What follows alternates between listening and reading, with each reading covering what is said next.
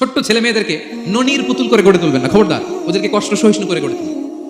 আপনি থাকতেই কষ্ট করা শেখান, তার জীবনটা স্মুথ হবে, তার ক্যারিয়ারটা ব্রাইট হবে, তার ভবিষ্যৎটা সুন্দর হবে।